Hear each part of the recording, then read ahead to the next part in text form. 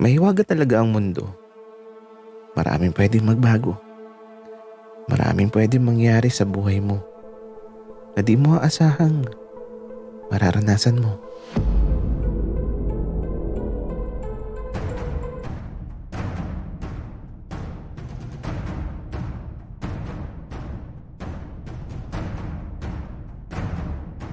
Kaibigan, huwag mong kalimutan mag-subscribe sa aming channel at huwag din kalimutan i-click ang notification bell at subscribe button. Subscribe na!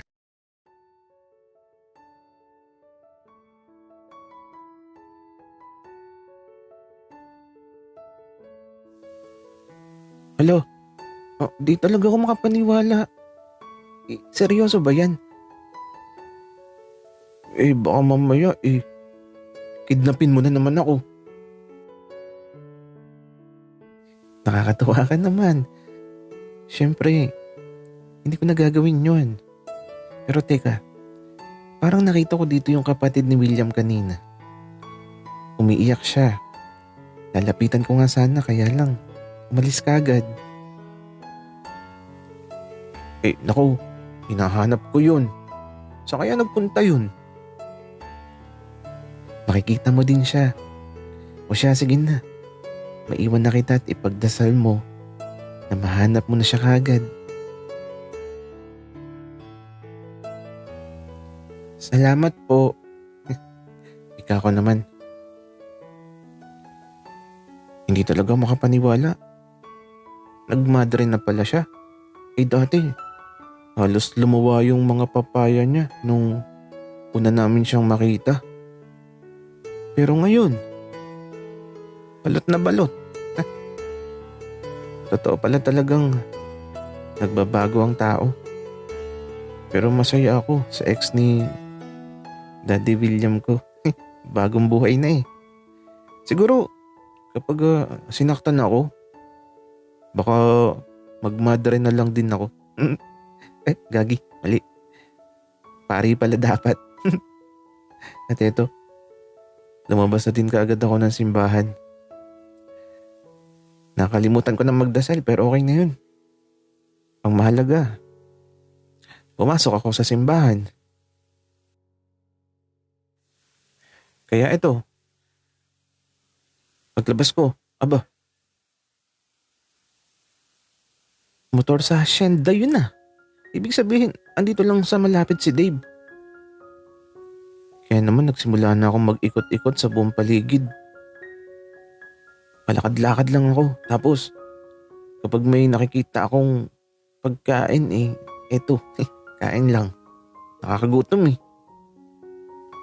Lampas tanghaling tapat na pala, kaya eto, kain lang. Gutom na eh. Pero, nasaan na kaya si Dave? Kanina pa akong paikot-ikot dito eh. Di ko talaga siya makita. At yung nagtitinda ng hotdog na naputok eto, andito na. Kakarating lang. Naghahanda pa lang sa pagluluto. May binili pa kami ni Jane na ganito kanina. Kaya lang nasa bahay.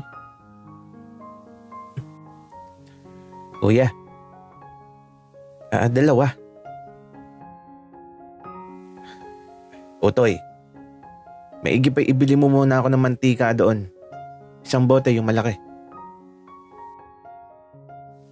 Hello? Bakit ako kuya? Nagmamadali ka eh. Dali na. Bilisan mo na. Ay naku si kuya. Nautusan pa nga eh. Malapit lang naman. Tawid kalsada lang. Kaya ito, bumili na ako. At si kuya. Yung order ko kagad ang niluto. Pagkaluto, eto. Nagtungo na ako sa court sa tapat ng simbahan.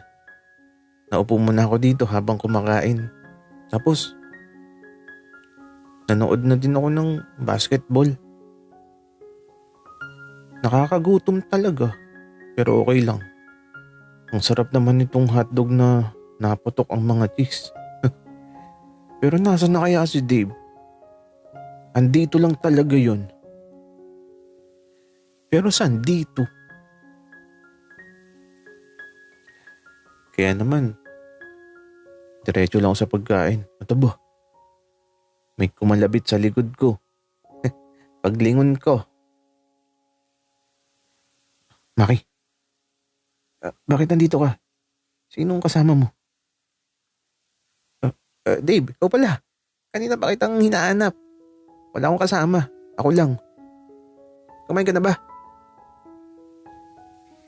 Ito. Hotdog din ang kakainin ko. Bakit ba Dave umalis ka? Kanina pa kaya kitang hinahanap. Wala lang. Gusto ko lang mapag-isa, Maki. Pero okay na ako. Masaya na ako. Masaya? Talaga ba? Kanina lang parang hindi naman, Dave. Maki, ganun talaga. Ang mahalaga, sinabi ko na lahat ang gusto kong sabihin. Tapos move on. Ganun lang dapat. At saka, 2 taon na yun. Nakalipas na. Na dapat kalimutan na. Okay. Sabi mo eh. Pero Dave, uwi na tayo ah. Pagkaubos nito kinakain natin. Wika ako. Sabay kagat sa hotdog. Maki, ano ba yan? Talsikan sa mukha ako eh. Sorry Dave. Ang lakas pumutok ng hotdog eh. At eto, natatawa na lang kami pareho. Kaya naman, matapos makakain, eto, nagtungo na kami kung nasaan yung motor na sinakyan niya. At eto, pagkasakay namin, pauwi na din kami kaagad. Mabilis lang kami na nakarating.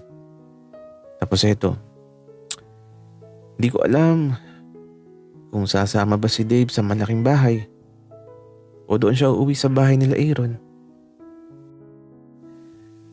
Tatanungin ko sana si Dave. Kaya lang pagkababaan niya, nauna pa siyang pumasok sa pintuan ng malaking bahay. Kaya naman, nagmadali akong sumunod sa kanya. Tapos eto na, parang tumigil ang mundo. Kasi naman, nabalot ng katahimikan ang loob ng bahay. Walang kumikibo, walang nagsasalita. Pati ako, napapalunok laway kasi hindi ko alam kung anong sasabihin ko. Kung sakaling magsasalita man ako. Kaya ito, umutot na lang ako ng malakas. Ang tahimik kasi. Kaya lang parang may sumama. Bigla kasing nangamoy. Kadiri talaga. Sorry. Wika ko pagkatapos mabasag ang katahimikan sa loob ng bahay na to. Tapos, diretso na ako sa banyo. Hindi ko na inalam kung ano nangyari. Basta ako, nandito lang ako sa banyo. Nakaupo sa trono. Napadami ata ang kinain ko. At maliligo na din ako. Para naman paglabas ko fresh na ako. Naririnig ko nga yung boses ni Jay. Ang baho daw doon sa sala.